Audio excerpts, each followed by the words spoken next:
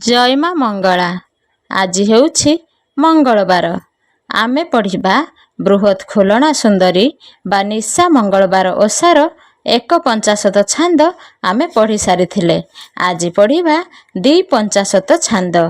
तेणु चलंतु आपण मानक जदि मो भिडियोटी भल लगे ताहले सब्सक्राइब करिवे, लाइक करिवे एवं बेल आइकन को प्रेस करिदेवे। काहेकि ना मो जेकोनोसी भिडियो अपलोड करिवि ताहा आपण मानक पाखरे जल्दी नोटिफिकेशन पहुँची जीव। चलंतु आरंभ करिबा।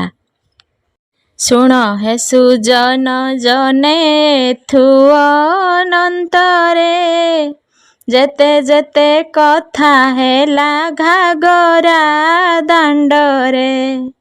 पुत्रंकु जहु पाइला खुलना सुंदरी, आनंद के कही आउ पारिब ताहारी। निज मंदिरे नेइण पुत्र बसाइला, दधि दुग्ध गुड़ आनी भुंजिबाकु देला। भुंजी सारी श्रीधर होइला हरस, निश्चय बर कन्या से जे होइले कतस। श्रीधर मुख को चाहि बचन कहई, शुण तु मोहर बाणी सावधान होई। सोमनाथ संगतरे बोईतरे गलु, केते दिने पिता पासे प्रवेश होइलु। पितांकु जे तुही भेट पाइलु के मन्ते, बाटरे जे विपत्ति पड़िला केते केते। श्रीधर बोइला माता शुण मोर बाणी, जेउ दिन तह ठारू होइलु मेलाणी। बोईत बाहिण जे ठारू चली गलु, 5 दिने मल्लिका देशरे प्रवेशिलु। सेठारे जल भीतरे जीव कलंता, पाद नाही गमन करंती के कहंता। ए पाटी की से पाटी लगाई आसी पासे, विश्वास ए हाथ लंब होइब विशेषे। मंगलांक प्रसन्न रे सेथिरु बंचिलु, तेणिकी 11 दिन पथ चाली गलु। धूमांत देशरे जाई होइलु प्रवेश, कार्तिकेश्वर बोलिण तहि न रईस। महादुर्गम स्थान से सागर बेढ़िछि, राज्य तार स्थल कूल नदी सईकिछि। आंभंकु देखिण काली धाइला प्रखरे, ग्राम देवतींकु मुहि भाबिली मनरे। तत्क्षणे माता आसी होइले प्रवेश, बोइले काली को जाई धरी घेनी आस। तांको आज्ञा पाइण जे कालींकु धइली, कार्तिकेश्वर नृपति पासे नेई देली। सेठारु थकाए दूर पथ बाही गलु, जयंती नबरे जाई प्रवेश होइलु। 700 चिंगुड़ी आसी बेढ़िले आंभंकु, ताहा देखि सुमरणा कली मंगलांकु। से दुखी मंगला माता मते कले पारी, तहु पुणी गलु से मंगला नाम धरी। तहु पथ बाही गलु 14 दिवस, जाइन मिलिलु जे कल्पना देश। ମୁଣ୍ଡ ନଥିବାରୁ ଜନ୍ତ ଅନେକ ଅଇଲେ, ଏକ ଏକ ଜୀବ ଗୋଟା ପର୍ବତର ତୁଲେ। ସେଠାରେ ପାର୍ବତୀ କାନ୍ତ ରଖିଲେ ଆମ୍ଭଙ୍କୁ, ଆବର 3 ଦିବସ ଗଲୁ ଯେ ଆଗକୁ। ସୁଦର୍ଶନ ରାଜା ରାଜେ ହୋଇଲୁ ପ୍ରବେଶ, ସେହି ରାଜା କଟୁଆଳ ମିଳି ଆମ୍ଭ ପାଶ।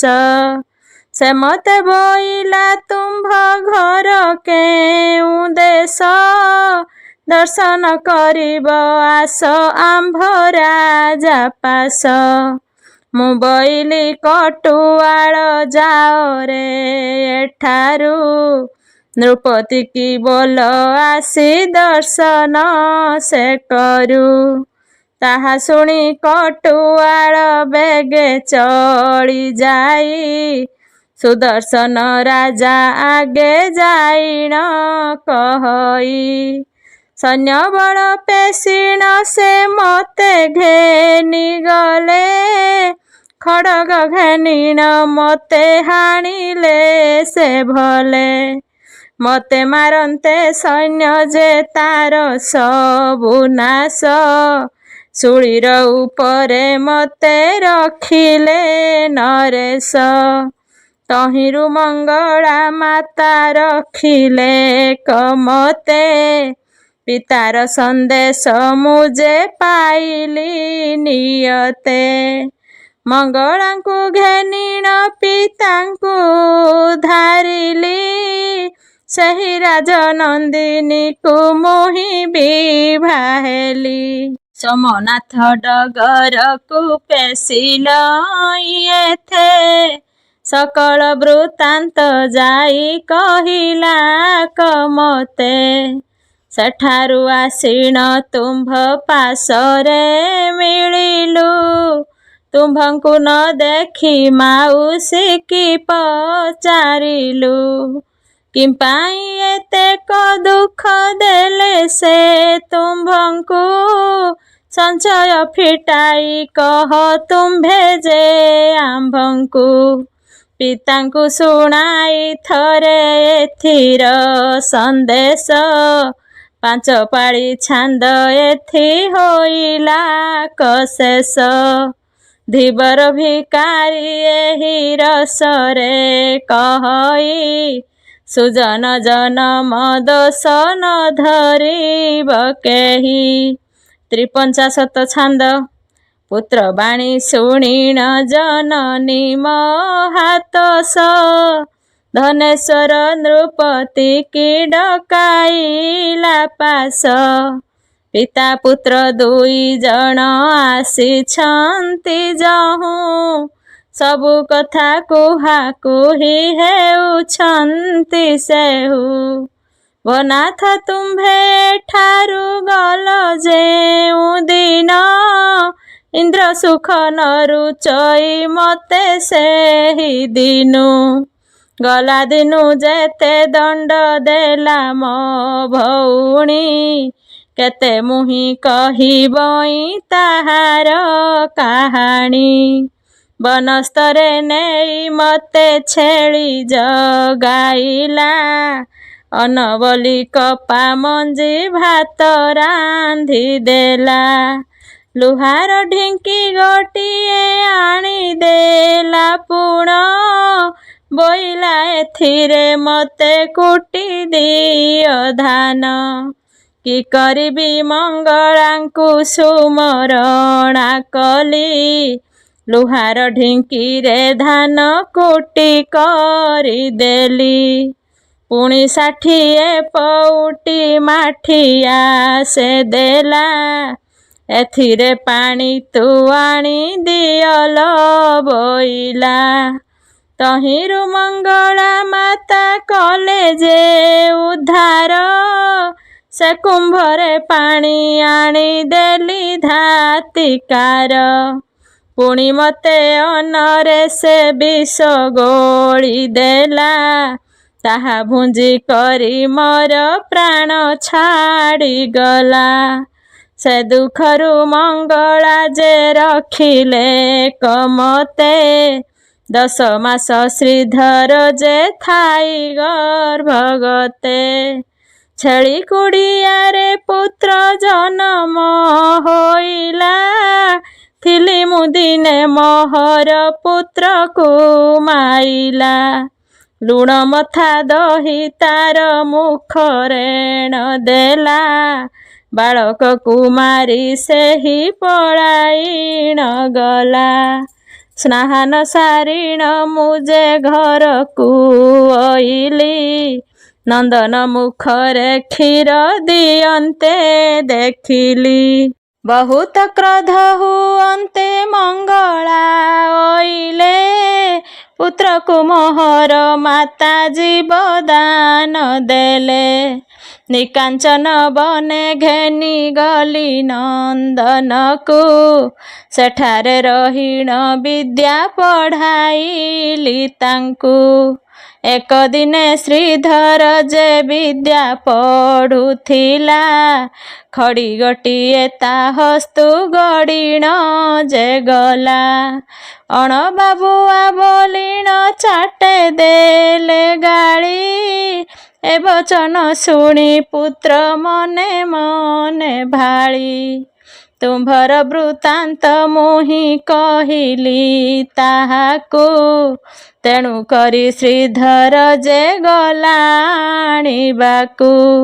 ମୁଁ ବୋଇଲି କଦାଚିତେ ନ ଯାଅ ନନ୍ଦନ, ବିରୂପା ଦେଶରେ ସେହି ଅଛଇ ବନ୍ଧନ। ତୁ ପୁଣି କେମନ୍ତେ ତାକୁ ଦେଖା ଯେ ପାଇବୁ, ପିତା ବୋଲି କରି ତାକୁ କେମନ୍ତେ ଚିହ୍ନିବୁ। ବହୁତ ପ୍ରକାରେ ତାକୁ ପ୍ରବୋଧିଲି ମୁହିଁ, ନ ରହିବି ବୋଲି ଦୀନ ଭିକାରୀ କହଇ। 54 ଛାନ୍ଦ ରାଗ ରାମକେରି।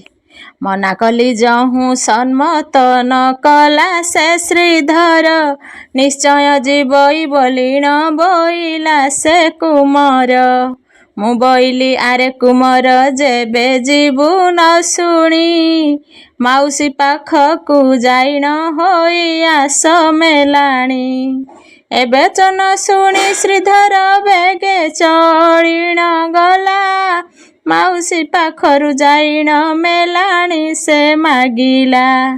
ସେଠାରୁ ଆସିଣ ଘରେ ସେ ବେଗେ ହେଲା ପ୍ରବେଶ, ମୁଁ ବୋଇଲି ଆଉ କଥାଏ ଶୁଣ ମୋହର ଶିଷ୍ୟ। ଗ୍ରାମ ଦେବତୀଙ୍କୁ ମେଲାଣି ତୁହି ମାଗରେ ବଳା, ଏ ବଚନ ଶୁଣି ଶ୍ରୀଧର ମନେ ହରଷ ହେଲା। ଯାଇ ଗ୍ରାମ ଦେବୀ ଚରଣେ ବେଗେ ଓଳଗି ହେଲା, ଉଠି ମେଲାଣି ମାଗିଣ ସେ କର ଯୋଡ଼ି ବୋଇଲା। ଖଣ୍ଡା ଗୋଟିଏ ଦେଲେ ସେ ତହୁଁ ଆସିଲା ଶିଷ୍ୟ, ପୁଣି ତାହାକୁ ପେଶି ଦେଲି ମହେଶ୍ୱରଙ୍କ ପାଶ। ଶ୍ରୀଧରକୁ ନେତ୍ରେ ଦେଖିଣ 3 ନାରାଚ ଦେଲେ, ତୋଷ ହୋଇଣ ପଞ୍ଚମୁଖ ତାକୁ ମେଲାଣି ଦେଲେ। ସେଠାବରୁ ପୁତ୍ର ଆସିଣ ଗଲା ମଙ୍ଗଳା ପାଶ, ବୋଇଲା ମତେ ବିଦା କର ମୁହିଁ ଯିବି ପ୍ରବାସ। ଏ ବଚନ ଶୁଣି ମଙ୍ଗଳା ବଡ଼ ହରଷ ହେଲେ, ଦୁବ 7 କେରା ନେଇଣ ପୁତ୍ର ହସ୍ତରେ ଦେଲେ। ସେଠାବରୁ ଆସି ବାଳକ ପୁରେ ପ୍ରବେଶ ହେଲା, ପ୍ରବାସକୁ ଯିବି ବୋଲିଣ ମତେ ଆସି କହିଲା। ମୁଁ ବୋଇଲି ବାଳକୁ ମୋର ଏକା ନ ଯାଅ ତୁହି, ଏ ବଚନ ଶୁଣି ଶ୍ରୀଧର ଅତି ବିକଳ ହୋଇ। ସୋମନାଥଙ୍କୁ ସେ ଯାଇଣ ସର୍ବ କଥା କହିଲା, ବିଦେଶକୁ ଯିବି ବୋଲିଣ ତାକୁ ଘେନି ଅଇଲା। ତୁମ୍ଭ ପାଶେ ଯିବେ ବୋଲିଣ ସଜାଡ଼ିଲେ ବେପାର, ଟଙ୍କା ଲୁଗା ଧାନ କଉଡ଼ି ଅଷ୍ଟରତନ ସାର। ଟାଙ୍ଗଣା ହିଙ୍ଗୁ ମରିଚ ଯେ ଜିରା କଳା ମରିଚ, ଗଞ୍ଜାଇ କର୍ପୂର କସ୍ତୁରୀ ମେଥି ରସୁଣ ବଚ।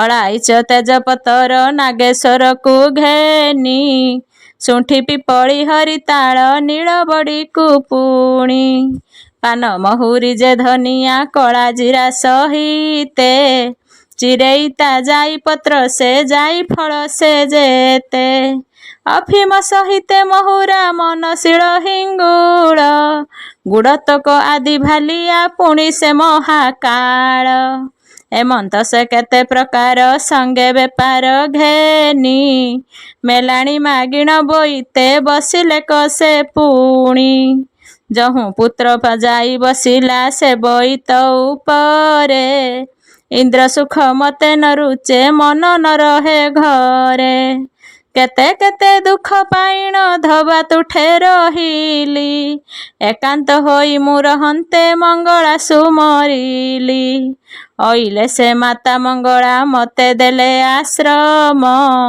ତୁମ ବିନା ଘଡ଼ଘଡ଼ି ମୁଁ ଯାଉଥାଏ ଯେ ଝାମ ଯହୁଁ ମୁଁ ସେ ପୁର ପାଇଣ ରହିଲିଟି ନିଶ୍ଚତେ ଏକ ଦିନ କରେ ନୟନା ଆସି ମୋର ଅଗ୍ରତେ ତୁମ୍ଭ ଆସିବାର ସଂକେତ ଥିଲା ଯେ ଦିନ 4 କେତେ କେତେ ଦଣ୍ଡ ଦେଲା ସେ ଭଉଣୀ ଯେ ମୋହରି କାହୁଁ ଏତେ ଧନ ଆଣିଲୁ କହ ମୋର ଆଗରେ ମୁଁ ବୋଇଲି କର୍ମେ ଥିଲା କୁ ଦେଲେ ମଙ୍ଗଳା ମୋରେ ମୁଁ ବୋଇଲି ଆଲ ଭଉଣୀ ମୋର କର୍ମରେ ଥିଲା ତେଣୁ ଏତେ ଏତେ ସମ୍ପଦ ମତେ ପ୍ରାପ୍ତ ହେଲା ସେ ବୋଇଲା ଯେବେ କପାଳେ ନିଶ୍ଚୟ ଥିଲା ତୋହର ଚଷୁ ଫାଳ କରେ ନଦୀକୁ ବେଗେ ହୁଅନ୍ତି ପାର ବିପରୀତ କଥା ଶୁଣିଣ ମନେ ଶଙ୍କା ଉପୁଜି ମଙ୍ଗଳା ମାତାଙ୍କୁ ଭଜିଲି ସର୍ବ କଥାକୁ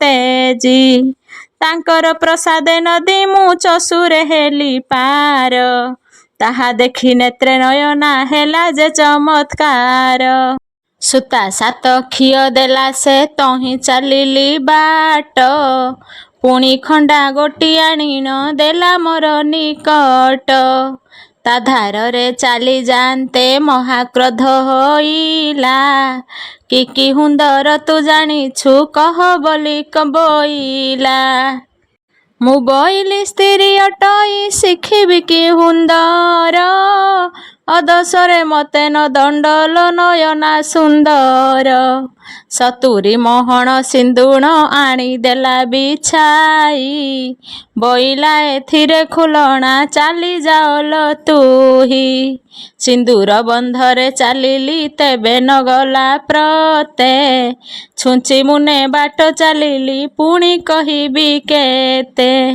ଲୁହା ଚାଉଳରେ ରାନ୍ଧିଣ ଭାତ ଦେଲି ମୁଁ ତାକୁ ତେନ୍ତୁଳି ପତରେ ପରସି ଆଣିଦେଲି ମୁଁ ତାକୁ ତେବେ ସେ ପରତେ ନ ଗଲା ତାର ଅଟେ କି ଛାତି ବାରମ୍ବାର ମୋହ ଉପରେ ହେଲା ସେ କୋପ ମୂର୍ତ୍ତି ଯଉ ଶାଳ ଘରେ ପୁରାଇ ଅଗ୍ନି ଲଗାଇ ଦେଲା ସେହି ମୋର ବଡ଼ ଭଉଣୀ ଥରେ ଦୟା ନ କଲା ମଙ୍ଗଳା ମାତାଙ୍କୁ ଡାକନ୍ତେ ସେ ଯେ ଓଇଲେ ଖରେ ପଣତ ଘୋଡ଼ାଇ ରଖିଲେ ବସାଇଣ କୋଳରେ ତାହାଙ୍କ ପ୍ରସନ୍ନେ ଦେଖିଲି ମୁଁ ଯେ ତୁମ୍ଭ ଶ୍ରୀମୁଖ ସେ ମଙ୍ଗଳା ମାତା ଫେଡ଼ିଲେ ମୋର ଯେତେକ ଦୁଃଖ ଏମନ୍ତ ପ୍ରକାରେ ଖୁଲଣା କହେ ପତି ପୁତ୍ରକୁ ବୋଲେ ସେ ଧୀବର ଭିକାରୀ ଶୁଣ ମୋର ଗୀତକୁ 55 ଛାନ୍ଦ ଗୋପୀ ଭାଷା ବୃତ୍ତେ ଯହୁଁ ଖୁଲଣା ଏମନ୍ତ କହିଲା ଶୁଣି ଧନେଶ୍ୱର ହରଷ ହେଲା ହସ୍ତରେ ଖଡ଼ଗ ଧରି ସତ୍ୱର ବୋଇଲା ନିଶ୍ଚୟ କାଟିବି ତାର ଶିର ଶ୍ରୀଧର ଯାଇଣ ହସ୍ତ ଧଇଲା ଏକଥା ଭଲ ନୁହଁଇ ବୋଇଲା ସ୍ତ୍ରୀ ହତ୍ୟାରେ ବଡ଼ ଦୋଷ ପାଇଁ କୁମ୍ଭୀପାକ ନରକରେ ପଡ଼ଇ ସାବଧାନେ ଶୁଣ ମୋହର ପିତା କହୁଅଛି ସ୍ତ୍ରୀ ହତ୍ୟାର କଥା ପୂର୍ବରେ ଥିଲା ଏକ ନୃପବର କୁଶଦୀପରେ ଅଟଇ ତା ଘର ଦର୍ପଣରେ ନୁହେଁ ପଟାନ୍ତର, ବୈଲୋଚନ ତାହାର କୁମର। କ୍ଷତ୍ରିୟ କୁଳରେ ଜନମ ସେହି, ତାହା ପରି ଆଉ ନଥିଲେ କେହି। ସେ ପୁଣି ଅଟେ ବଡ଼ ଧନୁର୍ଦ୍ଧର, ନାମ ବହଇ ସେ ରବିଶଙ୍କର। ବଡ଼ ଦୟାଳୁ ଅଟେ ସେ ରାଜନ, ନୀତି ପ୍ରତି ବିପ୍ରେ ଦିଅଇ ଦାନ। ଦିନହୀନ ଲୋକ ଦେଖଇ ଯେବେ, ବିନୟ ଭାଷା କହୁଥାଇ ତେବେ। ମନ ସ୍ୱଚ୍ଛ କରି ନ ଦିଏ ଦାନ, ବିଷ୍ଣୁ କଥାରେ ରଖିଥାଏ ମନ। ରାଜା ଦାନପଣ ଅଟଇ ଯେତେ, ମୁଖରେ ତାହା କହିବଇଁ କେତେ। ପ୍ରଭାତୁ ଉଠିଣ ସ୍ନାନ କରଇ, ବିଷ୍ଣୁ ନାମକୁ ମନେ ସୁମରଇ। ଶିବ ନାମକୁ ସେ ଚିତ୍ତରେ ଘୋଷି, ଚଣ୍ଡୀ ପୂଜା କରେ ଘଡ଼ିଏ ବସି। ତହୁଁ ଉଠି କରି କରଇ ହୋମ, ଅଗ୍ନିରେ ଘୃତ ଦେଇ ତୋଷ ମନ। ଆଖଡ଼ା ଶାଳରେ ମିଳଇ ଯାଇଁ, ଅସ୍ତ୍ରଶସ୍ତ୍ର ବିଦ୍ୟା ଶିଖଇ ତହିଁ। ସେଠାରୁ ଚଳଇ ବିଷ୍ଣୁ ଦର୍ଶନେ, ସଙ୍ଗରେ ଥାନ୍ତି ଯେ ପଦାତିମାନେ। ତହୁଁ ଦୟା କରି ଆସ୍ଥାନେ ବସି, ବିଷ୍ଣୁ ଚରିତକୁ ମନରେ ଘୋଷି। ଖୁଣ୍ଟିଆ ପଡ଼ିଆରି ସେବକଙ୍କୁ, ପଡ଼ିବରତ ନ ଦିଏ ତାହାଙ୍କୁ। ଆପଣା ରାଜ୍ୟ ପରଦେଶ କଥା, ବୁଝାବଣା କରଇ ମହରଥା। ଶୀତକାଳେ ଅଗ୍ନିଦାନ କରଇ, ଗ୍ରୀଷ୍ମକାଳେ ବାସି ପଣା ଦିଅଇ। ଅପନ୍ତରା ବାଟେ ବୃକ୍ଷ ରୋପଇ, ବାମ୍ଫି ପୁଷ୍ପରିଣୀ ମାନ ଖୋଳଇ। ପୁତ୍ର ସ୍ନେହ କରି ପାଳେ ପରଜା, ବଡ଼ ଧାର୍ମିକ ଅଟଇ ସେ ରାଜା। ଅନେଶ୍ୱତ ମହାଦେଇ ତାହାର, ନନ୍ଦନ ନାହିଁ କୋଳରେ କାହାର। ପାଟରାଣୀ ତାର ଅଟେ ସୁରେଖା, ନାହିଁ ତା ରୂପ ଜଗତରେ ଦେଖା। କି ଜାଣି ସ୍ୱର୍ଗ ଅପସରା ସେହି, ଉପମା ଦେବାକୁ ସୃଷ୍ଟିରେ ନାହିଁ। ସେ ଚତୁରୀମଣି ଅଟେ ସୁଜାଣ, ନୀତି ଶୁଣୁଥାଇ ବିଷ୍ଣୁ ପୁରାଣ। ଦେବୀ ଦୁର୍ଗା ଚଣ୍ଡୀ ନ ଜାଣେ କିଛି, କେବଳ ମନ ପଦ୍ମପାଦେ ଅଛି। ସବୁ ରାଣୀଙ୍କର ଉପରେ ଶ୍ରେଷ୍ଠ, ମହାଦେଈଙ୍କର ଉପରେ ଜ୍ୟେଷ୍ଠ। ସୁରେଖା ନାମ ଅଟଇ ତାହାର, 7 ମାସ ହୋଇଅଛି ଗର୍ଭର। ଦିନେ ସେ ରାଜାକୁ ରାଣୀ ରାଇଲା, କୋମଳ କରି ବଚନ କହିଲା। ଭନାଥ ତୁମ୍ଭେ ମୋ ପ୍ରାଣ ଠାକୁର, ତୁମ୍ଭ କୁଶଳେ ମୋର ଅଧିକାର। ମୁଁ ସିନା ଅଟଇ ତୁମ୍ଭର ଦାସୀ, କଥାଏ କହିବି ନହିଁ ବରଷି। ନୃପତି ବୋଲେ କି କହିବୁ କହ, ଶୁଣିଲେ ମନରୁ ଯିବ ସନ୍ଦେହ। ପାଟରାଣୀ ବୋଲେ ଶୁଣଭ ଦେବ, ଏତେ ଧର୍ମ ଆଚରିଲେ କି ହେବ। ପର ସ୍ତ୍ରୀ ତୁମ୍ଭେ ହରୁଛ ଯେଣୁ, ସର୍ବଧର୍ମ ନାଶ ହୋଇବ ତେଣୁ। ନୃପ ବୋଲଇ ଶୁଣ ମହାରାଣୀ, ପର ସ୍ତ୍ରୀ ମୁଁ ଯେ ହରିଲି ପୁଣି। ତେଣେ ମୋହର ଯେତେ ପାପ ହେଲା, ବିଷ୍ଣୁ ଭକତିରେ ସେ ଭୟ ଗଲା। ତେଣୁ ଏତେ ଧର୍ମ କରିଛି ମୁହିଁ, ଏକଥା ମାନ ନ ଜାଣୁ କି ତୁହି। ଦେବତା ବ୍ରାହ୍ମଣ ପୂଜଇ ଯେତେ, ସେ ପାପ କାହୁଁ ଲାଗିବଟି ମତେ। ରାଣୀ ବୋଲେ ତୁମ୍ଭେ ହେଲ କି ବାଇ, ଏହା କହିଲେ କି ମନକୁ ପାଇ। ସାବଧାନ ହୋଇ ଶୁଣ ରାଜନ, ବ୍ରାହ୍ମଣ ବ୍ରାହ୍ମଣୀ ଏବେ ନିଜନ। ବ୍ରାହ୍ମଣକୁ ଲକ୍ଷେ ସୁବର୍ଣ୍ଣ ଦେବ, ବ୍ରାହ୍ମଣୀ ସଙ୍ଗରେ ପ୍ରୀତି କରିବ। ସେ ଧନ ପାପେ ହୋଇବଟି ନାଶ, ଏକଥା ମନେ ବିଚାର ନରେଶ। ଦକ୍ଷିଣ କର୍ଣ୍ଣେ ଭାଗବତ ଶୁଣି, ଇତର କଥା ପଞ୍ଚ ମନେ ଗୁଣି। ଭକତି କଲେ କି ଧର୍ମ ହୋଇବ, ଏହା ବିଚାର ନ କର ଭ ଦେବ। ବିଧାତା କରିଛି ଯୋଡ଼ି ଏ ଆଖି, ଏକଇ ନେତ୍ରେ ବିଷ୍ଣୁ ପଦ ଦେଖି। ଆରେକ ନେତ୍ରେ ଇତରକୁ ଦେବ, ତହିଁର ବାକି ଫଳ ପାଇବ। ତୁମ୍ଭେ ଏତେ ଧର୍ମ କଲେ ନରେଶ, ଏଥିରୁ ନିଶ୍ଚେ ସର୍ବଜୀବ ନାଶ। ନୃପତି ବୋଇଲେ ତୁ ବଡ଼ ଜ୍ଞାନୀ, କିଛି ଧର୍ମ ନ ଜାଣନ୍ତି କାମିନୀ। ତୋର କଥାରେ କି ମୋ ମନ ତୋଷ, ଫେଡ଼ି ନ କରି କହୁଛି ତ ପାଶ। କ୍ଷୁଧା ବେଳରେ ଭୋଜନ ସାରିବ, ଜଳ ଘେନି ଆଚମନ କରିବ। ତେବେ ସିନା ସିଦ୍ଧି ହୁଏ ଶରୀର, ଏହାକୁ ନ ବିଚାରୁ ରାମାବର। ସେପରି ସବୁ ଅନୀତି କରିବ, ବିଷ୍ଣୁ ନାମ ଗୋଟି ଯେବେ ଧରିବ। ସବୁ ଦୁଷ୍କୃତ ହୋଇବ ଦହନ, ତୁଳାକୁ ଦେଖିଲେ ଅଗ୍ନି ଯେସନ। ପୁଣି ପାଟରାଣୀ ବୋଲେ ରାଜାଙ୍କୁ, ତୁମ୍ଭର କଥା ସୁନ୍ଦର ତୁମ୍ଭଙ୍କୁ। ଯେଉଁ ଲୋକ ନୀତି ଧର୍ମ ଆଚରେ, ପୁଣି ଅଧିକ ଅଧର୍ମ କରେ।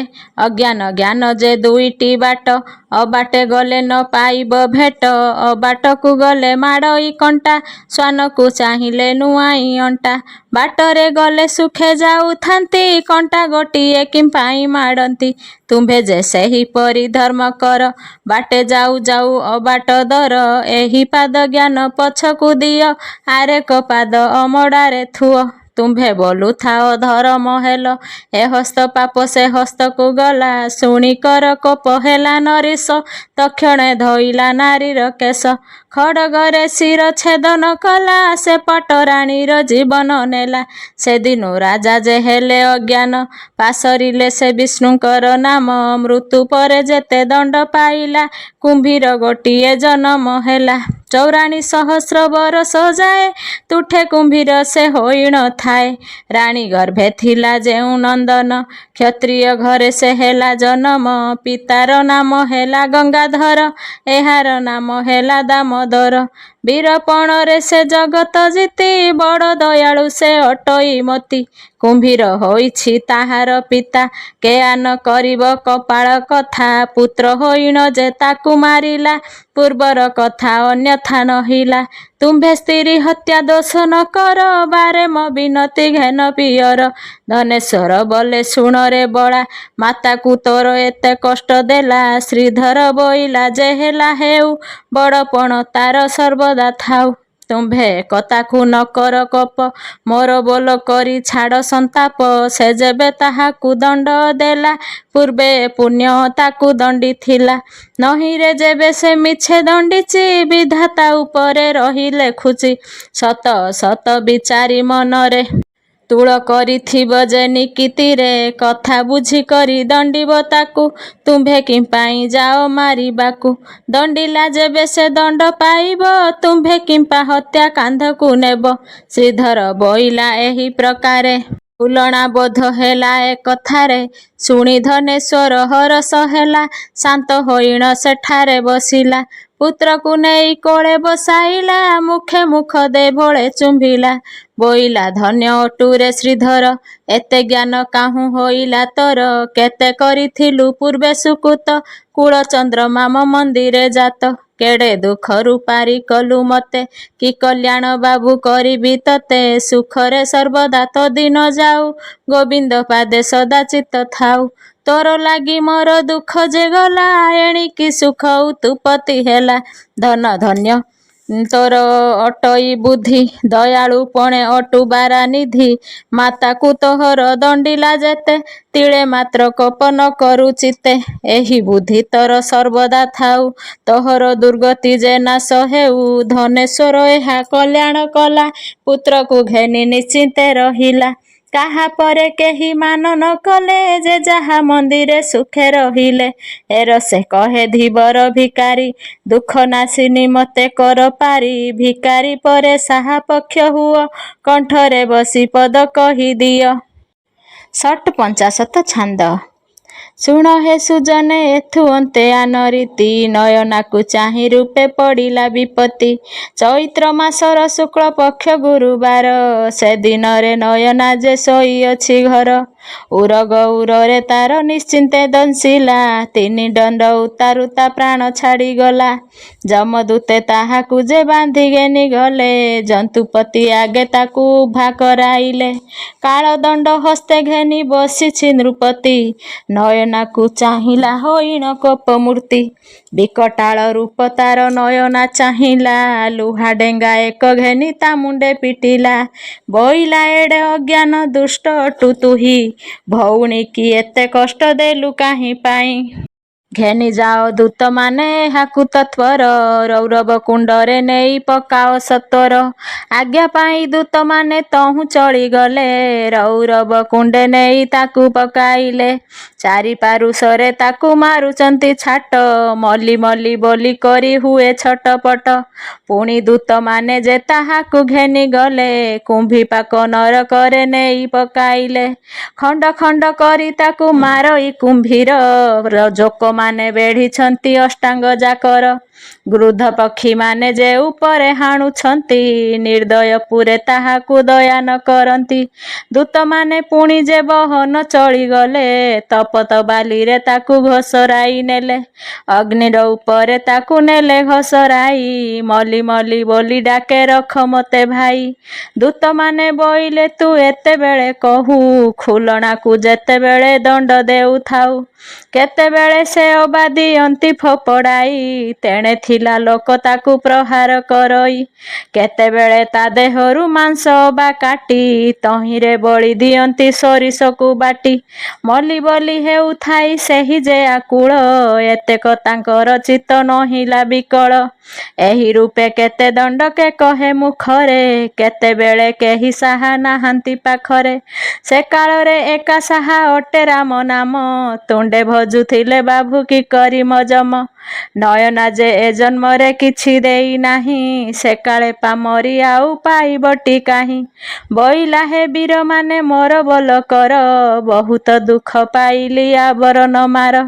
କ୍ଷୁଧାରେ ମୋହର ପେଟ ବଡ଼ ଜଳୁଅଛି, ଖାଇବା ନିମନ୍ତେ ମୋତେ ତୁମ୍ଭେ ଦିଅ କିଛି। ତାହା ଶୁଣି ଦୂତମାନେ ବେଗେ ଚଳିଗଲେ, ସହର ଭିତରେ ନେଇ ତାକୁ ଛାଡ଼ିଦେଲେ। ନାନା ଜାତି ଉପଚାର ପଡ଼ିଅଛି ତହିଁ, ପୁରୀ ନବାତ କାକରା ଛେନା ଦୁଧ ଦହି। ନୟନୀ ବୋଇଲା ମୋତେ ଦିଅ ଖାଇବାକୁ, ଏହା ଶୁଣି ଦୂତମାନେ ପିଟିଲେ ତାହାକୁ। ବୋଇଲେ ମର୍ତ୍ତ୍ୟରେ ତୁଲୋ କିଛି ଦେଇ ନାହୁଁ, ଏବେ ଏଥି ଲୋଡ଼ିଲେ ଟୁ ପାଇବୁ ତୁ କାହୁଁ। ଭଉଣୀ କି ତୋହର ଯେ ଦେଇଥିଲୁ ବିଷ, ଏବେ ଏହିଠାରେ ତୁ ଗରଳ କର ଗ୍ରାସ। ଏମନ୍ତ ପ୍ରକାରେ ଦୂତେ ଦିଅନ୍ତି କଷଣ, ମୁଖରେ କେ ଅବା ତାହା କହିପାରେ ପୁଣ। ଘେନିଗଲେ ତାହାକୁ ଯେ ଯନ୍ତୁପତି ପାଶ, ଦେଖିକରି ଯନ୍ତୁପତି କୋପରେ ହତାଶ। ଚିତ୍ରଗୁପ୍ତ ପାଞ୍ଜି ଦେଖି ଦଣ୍ଡ ତାକୁ ଦେଲେ, ଗୃଧ ପକ୍ଷୀଟିଏ କରି ଜନ୍ମ ତାକୁ କଲେ। ଆଣ୍ଠୁକୁଡ଼ା ଦୋଷ ତାକୁ ଲାଗିଗଲା ଯହୁଁ, ଗୃଧ ପକ୍ଷୀ ଗୋଟି ତାକୁ ଜନ୍ମ ଦେଲେ ତହୁଁ। ଧର୍ମ କରିଥିଲେ ହେଁ ଧର୍ମରେ ପାର ହୋଇ, ଅଧର୍ମରେ ଗଲେ ତାକୁ ବାଟ ଆଉ ନାହିଁ। ଶୁଣ ହେ ସୁଜନ ଜନ ଏଥିର ଚରିତ, କେତେ କେତେ ଦୁଃଖ ଯେ ଦେଲା ଜନ୍ତୁନାଥ। ତେଣୁ ଧୀବର ଭିକାରୀ ଏର ସେର ସଇ, ପ୍ରତିଦିନ ଶ୍ରୀହରି ନାମକୁ ପ୍ରକାଶଇ। ସୁଜନ ଜନ ମାନେ ଶ୍ରୀହରି ନାମେ ରସ, ଯେଉଁ ନାମ ଧରିଲେ କଳୁଷ ହୁଏ ନାଶ।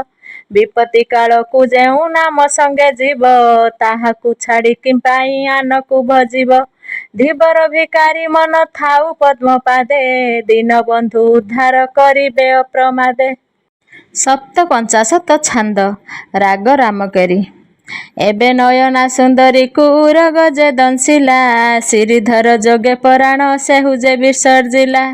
ମୃତପିଣ୍ଡ ଗୋଟି ତାହାର ଦହନ ସେ କରାଇ, 11 ଦିନେ ତାହାର ପ୍ରେତକର୍ମ ବଢ଼ାଇ। ବିଧି ବିଧାନରେ ତାହାର ପ୍ରେତକର୍ମ କରିଲେ, ଯେ ଯାହା ମନ୍ଦିରେ ଗମନ କଲେ କାର୍ଯ୍ୟ ଶେଷରେ। ଯେତେ ଯେତେ ସୈନ୍ୟ ଶ୍ରୀଧର ଆଣିଥିଲା ସଙ୍ଗର, ତାହାଙ୍କ ପାଇଁ କି ସେ ପୁଣି ତୋଳାଇଲା ମନ୍ଦିର। ଯାହାର ଯେମନ୍ତ ପ୍ରକାର ତେମନ୍ତ ଘର ତୋଳି, ସପ୍ତଜୁଣ ଯାଏ ଲାଗିଛି ତହିଁ ଓଳିକି ଓଳି। ଏ ତଟରେ ରହି ଚାହିଁଲେ ସେହି ତଟ ଦିଶଇ, ଦେଖିଲେ ସବୁରି ମନକୁ ଶୋଭାବନ ସେ ପାଇ। ବଖରାକୁ ଆଉ ବଖରା କଲା ସେ ଭିନ୍ନ ଭିନ୍ନ, କାହିଁରେ ରଖିଛି ହସ୍ତିକି ଆଉ ଅଶ୍ୱସଦନ। କେଉଁ ଘରେ ଗଜ ଅଛନ୍ତି କେଉଁ ଘରରେ ଗାଈ, କେଉଁ ଘରେ ଓଟମାନ ଯେ ଅଛନ୍ତି ବନ୍ଧା ହୋଇ। କାହିଁକି ମୟୂର ଅଛନ୍ତି କେଉଁଠାରେ ଡାହୁକ, କେଉଁ ଘର ଗୋଟା ଭିତରେ ଅଛନ୍ତି ଶାରୀସୁକ।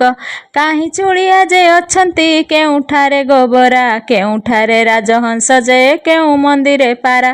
ପୁଣି ନଦୀ ତଟ ମଧ୍ୟରେ ବସାଇଲେ ବଜାର, 36 ଜାତିକୁ ବସାଇ କଲେ କାରବାର।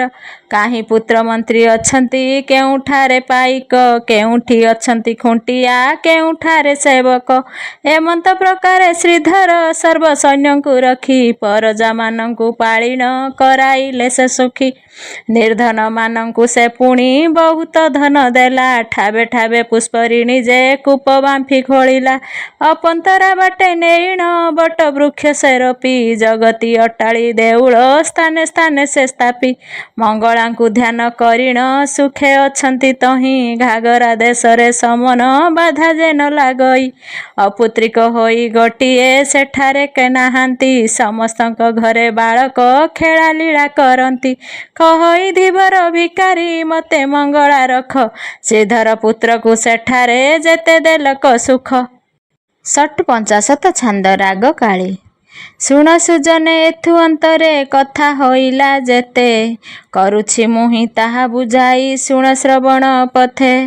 ଏକ ଦିନରେ ସେ ଧନେଶ୍ୱର ନୃପତି ବସିଥିଲା, ପାତ୍ର ମନ୍ତ୍ରୀ କି କତିକି ଡାକି ପ୍ରିୟ ବାଣୀ କହିଲା। ଶୁଣ ସେବକ ପାଇକ ଆଦି ଯେତେକ ଅଛ ମୋର, ଏ ରାଜ୍ୟ ରାଜା ମୋର ତନୁଜ ହୋଇବ ଶ୍ରୀଧର। ତୁମ୍ଭର ଚିତ୍ତେ ଆସେ କେମନ୍ତେ ବିଚାରି ମତେ କୁହ, ମୁଖରୁ ମୋର ମନରୁ ନାଶ ଯାଉ ସନ୍ଦେହ। ତା ଶୁଣି ପାତ୍ର ମନ୍ତ୍ରୀ ଯେତେକ ଅତି ହରଷ ହେଲେ, ନିଶ୍ଚୟ କଥା କରନ୍ତୁ ଦେବ ବୋଲିଣ ସେ ବଇଲେ। ଏ ରାଜ୍ୟ ରାଜା ହେଲେ ଶ୍ରୀଧର କଥା ହୋଇବ ଶୋଭା, ଆମ୍ଭମାନଙ୍କୁ ଆସେ ଭଲ ନୃପତି ପଦ ଦେବା। ଅଭିଷେକର ଲଗ୍ନ ସତରେ ବୁଝିଲେ ଯେ ପଣ୍ଡିତ, ରାଜାର ପାଶେ କହିଲେ ତ ସେ ଶୁଣ ହେ ନୃପନାଥ। ଆଜକୁ ଅଛି 5 ଦିବସ ନୃପତି ହେବା ପାଇଁ, ଧନୁ ଲଗ୍ନରେ କଙ୍କଡ଼ା ପରେ ଚନ୍ଦ୍ରମା ଅଛି ରହି। ଏ ଅନୁରୂପେ ଲଗ୍ନ ବ୍ୟବସ୍ଥା ପଣ୍ଡିତେ କହିଲେ ଯହୁଁ, ଶୁଣି ନରେଶ ହେଲେ ସନ୍ତୋଷ ସେ ଧନେଶ୍ୱର ତହୁଁ। ଦିଅ ଚମକ ଆସନ୍ତୁ ଲୋକ ଉତ୍ସବ କରାଯାଉ, ଭିଆଇ ସିଦ୍ଧି ଲଗ୍ନରେ ବିଧି ଧିନ ବିକାରୀ କହି। 59ତମ ଛାନ୍ଦ ରାଗ ରାମକେରି। ଭିଆଣ ଲଗ୍ନର ବିଧାନେ ବାଜେ ଟବକ ବାଜା, ଉତ୍ସବ ଲାଗିଛି ନଗରରେ ହେବେ ଶ୍ରୀଧର ରାଜା। ଆନନ୍ଦ ଉତ୍ସବ ନଗରେ ଘରେ ଘରେ ସବୁରି, ବସାଇଲେ ପୂର୍ଣ୍ଣ କୁମ୍ଭ ମହାଯତନ କରି। ଠାବେ ଠାବେ ନାନା ବିଚିତ୍ର ଦାଣ୍ଡ ଘାସକୁ ଛେଲି, ଖାଲ ଢିପକୁ ସମ କଲେ ସେ ପକାଇଣ ବାଲି। ଅପନ୍ତରା ଘର ମାନଙ୍କୁ ଜନେ ମଣ୍ଡଣି କଲେ, ଚିତ୍ରକାର ମାନ ଡକାଇ ତହିଁ ଚିତ୍ର ଲେଖିଲେ।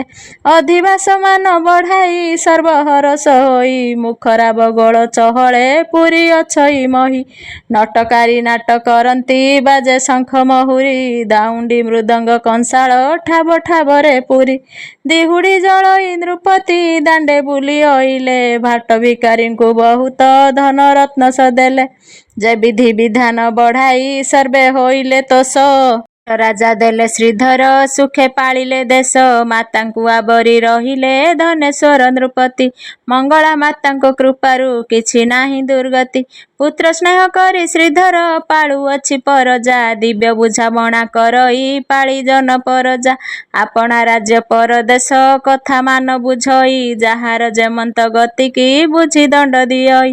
ଏକ ଦିନକରେ ଆସ୍ଥାନେ ବସିଛନ୍ତି ଶ୍ରୀଧର, ଗୁହାରିଆ ଏକ ଆସିଣ ମିଳିଗଲା ସେଠାର। ରାଜାର ଛାମୁରେ ଯାଇଣ ଦରଶନ ସେ କଲା, ଭଦେବ ତୁମ୍ଭର ରାଜ୍ୟରେ ବଡ଼ ଅନୀତି ହେଲା। ପ୍ରମାଣ କରିଣ ମୋ କଥା ବୁଝିବଟି ଭଦେବ, ନହିଲେ ମୁଁ ପ୍ରାଣ ତ୍ୟଜିବି ତୁମ୍ଭରେ ହତ୍ୟା ହେବ। ନୃପତି ବୋଇଲେ କି କଥା ମତେ କହରେ ତୁହି, ନ୍ୟାୟ ହୋଇଣ ବୁଝାଏବ ତେବେ ପରତେ ଯାଇ। ଘର କେଉଁ ଦେଶ ଅଟଇ ତୁମ୍ଭେ କାହାକୁ ମୋର, କେଉଁ କାରଣରେ ଅଇଲ ଗୁହାରି କରିବାର। ସେ ବୋଇଲା ଶୁଣ ମୋ ବାଣୀ ଦେବ ତଥ୍ୟ ଯେ କରି, ଜମ୍ବୁଜ ଦେଶରେ ଯାଇଣ ଘର ଅଟେ ମୋହରି। ନିତ୍ୟାନନ୍ଦ ବୋଲି କରି ଯେ ଆମ୍ଭ ପିତାଙ୍କ ନାମ, ତାଙ୍କଠାରୁ ଆମ୍ଭେ ଜନମ ହେଲୁ 4 ନନ୍ଦନ। ଯେହୁ ଅଟଇ ଜ୍ୟେଷ୍ଠ ଭାଇ ନାମ ତା ଆଦିକନ୍ଦ, ତାହାଙ୍କ ତଳରେ କନିଷ୍ଠ ନାମ ଅଟେ ଗୋବିନ୍ଦ। ତାହାଙ୍କ ତଳରେ ଜନମ ନାମ ଅଟେ ମଦନ, ମୁଁ ପୁଣି ତାହାଙ୍କ କନିଷ୍ଠ ନାମ ଅଟେ ମୋହନ। ମୋହର ପିତା ଯେ ବହୁତ ସ୍ନେହ ମତେ ସେ କରେ, ସେ 3 ଭାଇଙ୍କି ନ ପୁଛେ ଦିନେ କମଳଗିରେ।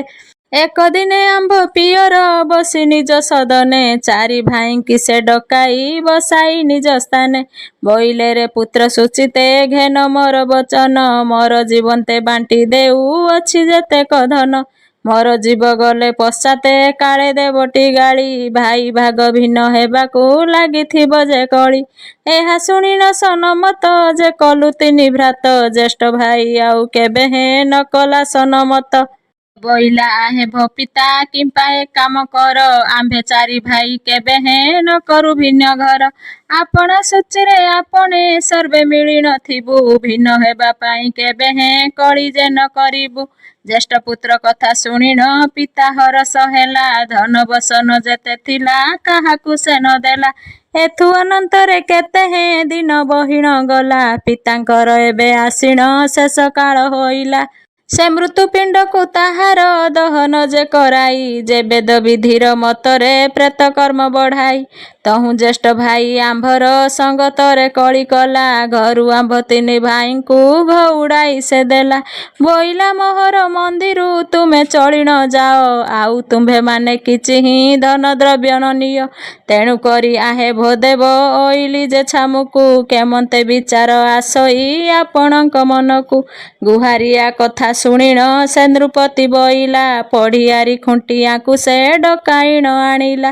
ବୋଇଲା ମଠ ନ କରିଣ ବେଗେ ଯାଅ ଚଳାଇ ଜମ୍ବୁଳ ଦେଶକୁ ଯାଇଣ ଘେନି ଆସୟା ଭାଇ।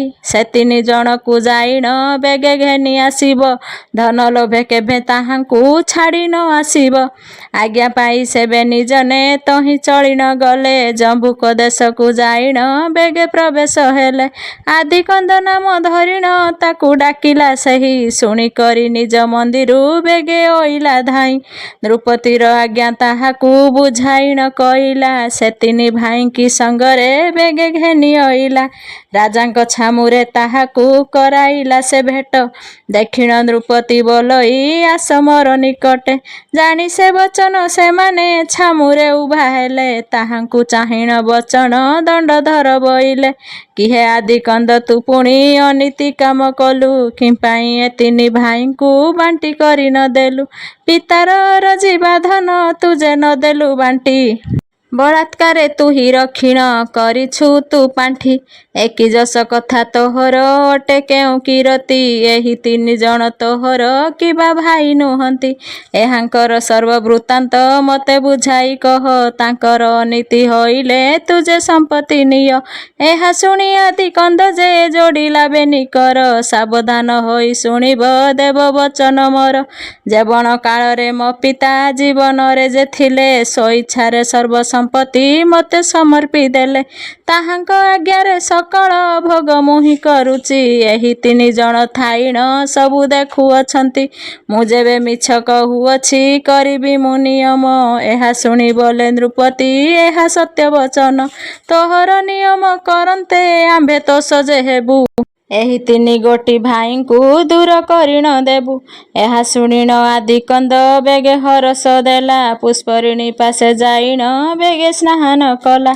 କୂଳକୁ ଆସି ଆଦିକନ୍ଦ ବେଗେ ଯୋଡ଼ିଲା କର ସୂର୍ଯ୍ୟ ଦେବତାଙ୍କୁ ଚାହିଁଣ ବେଗେ କରେ ଉତ୍ତର।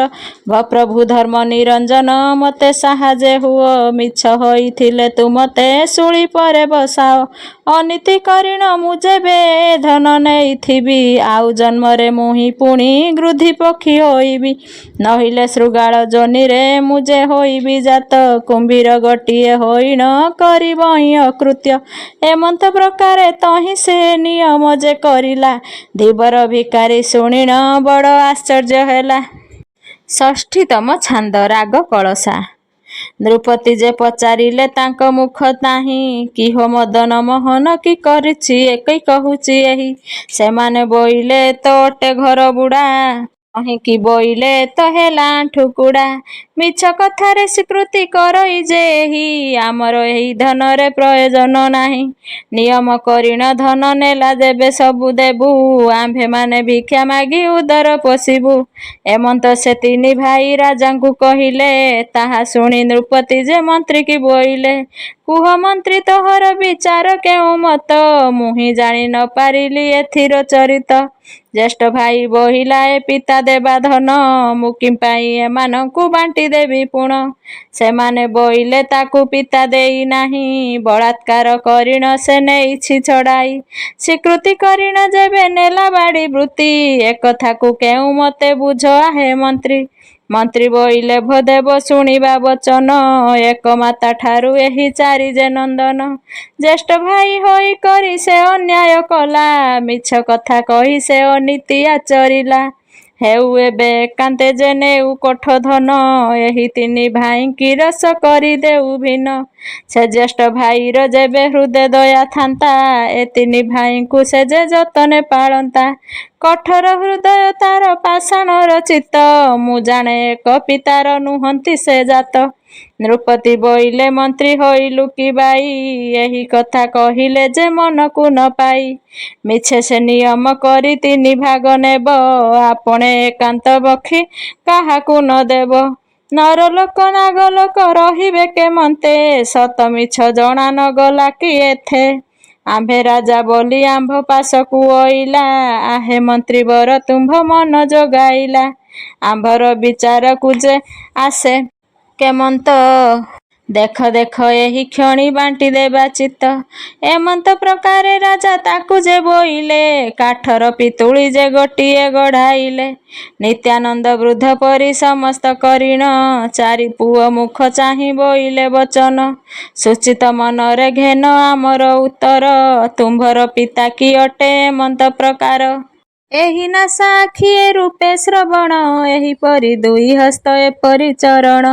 ଶୁଣି ସେ ବୋଇଲେ ଦେବ ଅଟଇ ଯଥାର୍ଥ, ଏହିପରି ଶରୀର ଯେ ହେବ ଆମ୍ଭ ତାତ। ରାଜା ପଚାରିଲେ ଚାହିଁ ଏ ତିନି ଭାଇଙ୍କୁ, ଏହି ବୁଢ଼ା ଧନ ବାଣ୍ଟି ନ ଦେଲା ତୁମ୍ଭଙ୍କୁ।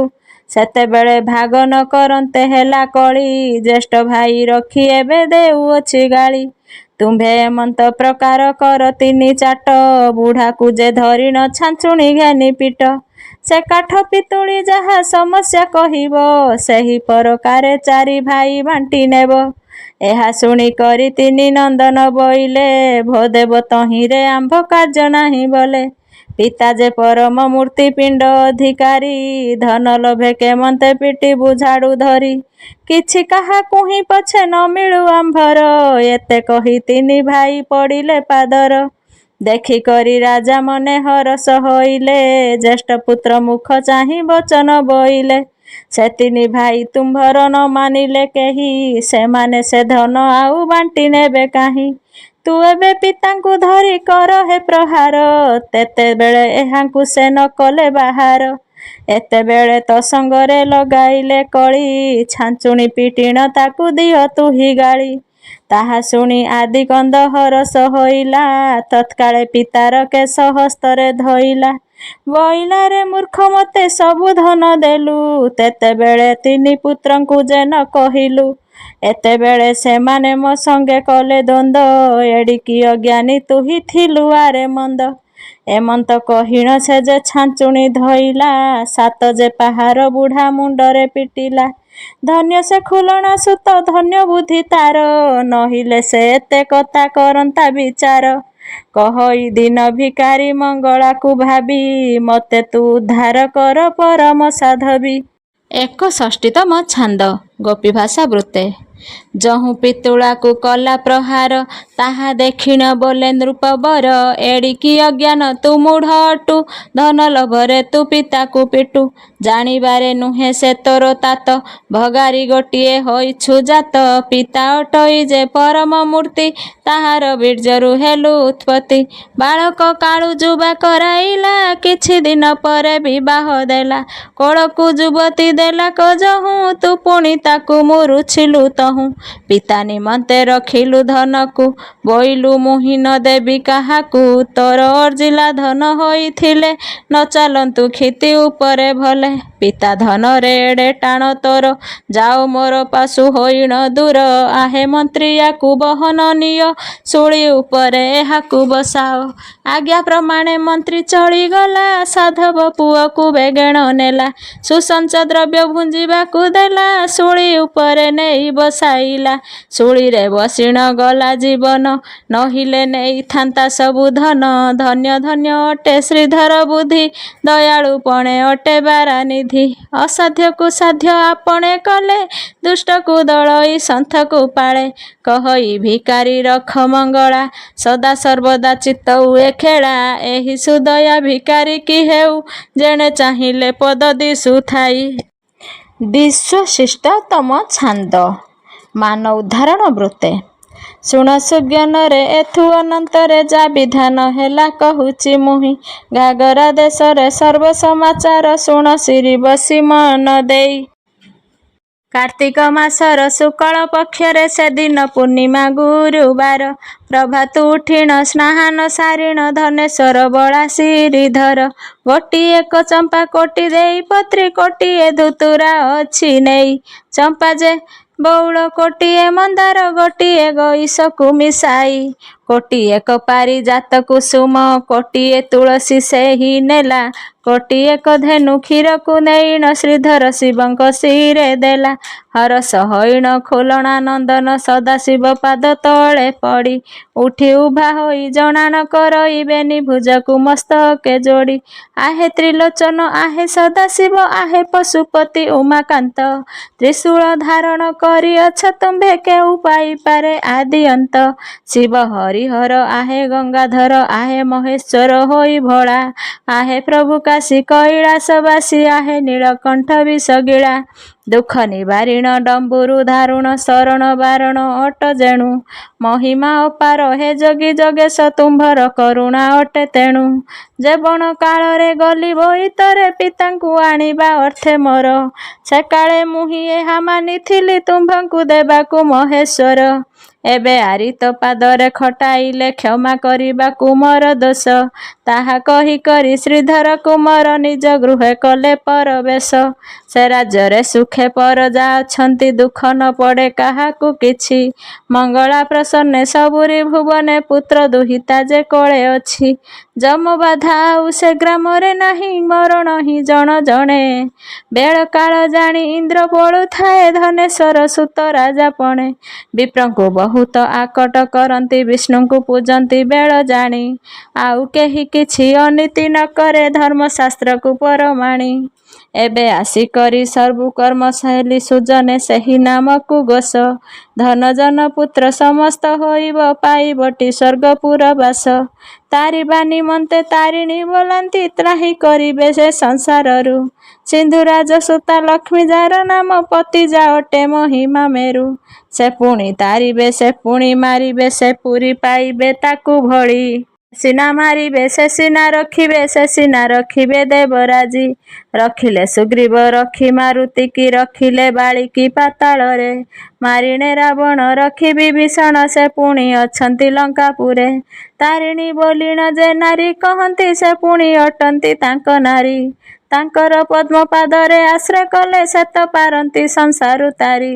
ସେହି ସେ ମଙ୍ଗଳା ସେହି ସେ କମଳା ସେହି ସେ ଜଗତ ମାତା ପୁଣି।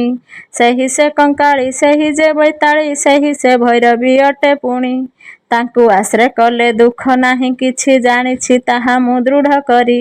ଦୁଃଖ ନିବାରିବି ମାୟାରୁ ତାରିବି ମଙ୍ଗଳା ନାମ ଗୋଟିକୁ ଧରି। ତେଣୁ ସେ ଧୀବର ଭିକାରୀ ରସିଲା ସକଳ କଥାକୁ ହୃଦୁ ତେଜି। କେବଳ ମାତାଙ୍କ ନାମକୁ ଭଜଇ ଏହି କଥା ଗୋଟି ମନେ ହେଜି। ସ୍ୱଭାବେ ମୁହିଁ ତ ବାଳୁଅ ଅଟଇ ଆଜହୁଁ ବୟସ 19। ନ ଜାଣଇ ମୁହିଁ ଶ୍ରୀକୃଷ୍ଣ ଭଜନ ନ ଜାଣଇ ମୁହିଁ ଜ୍ଞାନ ରସ। ସବୁଦିନେ ମୁହିଁ କିଛି କରି ନାହିଁ ଗୋଷ୍ଠୀରେ ଦିନେ ମୁଁ ନାହିଁ ବସି। କେଉଁ ନାମ ଧରି ମୁକତି ପାଇବି କେମନ୍ତେ କହିବେ ମୋତେ ଆସି। ବଡ଼ ଦୁଃଖୀ ମୁହିଁ ଜଗତ ଭିତରେ ଆଳି ନଗ୍ରେ ମୋର ଅଟେ ଘର। ପଦ୍ମନାଭ ଦେବ ଏ ରାଜ୍ୟରେ ରାଜା ସୂର୍ଯ୍ୟବଂଶ କୂଳେ ଅବତାର। ଯେବଣ କାଳେ ମୁଁ ଜନମ ହୋଇଲି ପିତାଙ୍କ ବଦନ ଦେଖି ନାହିଁ। ଜାତିରେ ମୁଁ ପୁଣି ଅଟଇ ଧୀବର ମୋ ପରି ଦୁଃଖୀ ନଥିବେ କେହି। ଜନନୀ ଥୋକାଏ ବିଦ୍ୟା ପଢ଼ାଇଲେ ସଦ୍ବୁଦ୍ଧି ମୋର ହେଲା ଯହୁଁ। ଗୁରୁଙ୍କର ନାମ ଶିବ ପୃଷ୍ଟି ଅଟେ ଜ୍ଞାନ ବୁଝାଇଲେ ମୋତେ ସେହୁ। 11 ବରଷେ ଚାଟଶାଳୀ ଗଲି ସାମନ୍ତ ଜଗନ୍ନାଥଙ୍କ ଘରେ।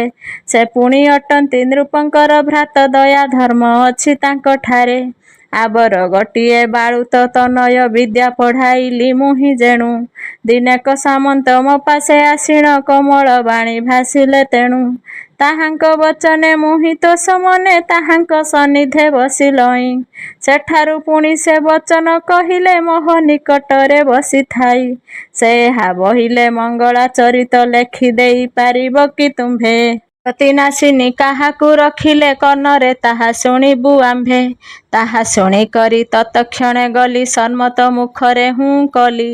ଲେଖିବି ବୋଲିଣ ତାହାଙ୍କୁ କହିଲି ମଙ୍ଗଳାକୁ ମନେ ସୁମେରିଲି। ଦୃଶ୍ୟ ହେଲା ପୁଣି 62 ଛାନ୍ଦ ଗୀତ ମୋହର ବେନି ଦିନେ। କକଡ଼ା 25 ଦିନ ଆରମ୍ଭିଲି ଶେଷ ହେଲା ଶିବରାତ୍ରି ଦିନେ। 5 ପାଳି କିଏ 62 ଛାନ୍ଦ ଶେଷ ଆଣି ଠିକ କଲି। ଯେଉଁ ଜନ ଏହା ଶ୍ରବଣେ ଶୁଣିବ ନ ବୋଲିବ ଯେ ଅଶୁଦ୍ଧ ବୁଣି। ଇତିଶ୍ରୀ ଖୋଲଣା ସୁନ୍ଦରୀ ବା ନିଶା ମଙ୍ଗଳବାର ଓଷା ସଦାଜୟ ସମ୍ପୂର୍ଣ୍ଣ।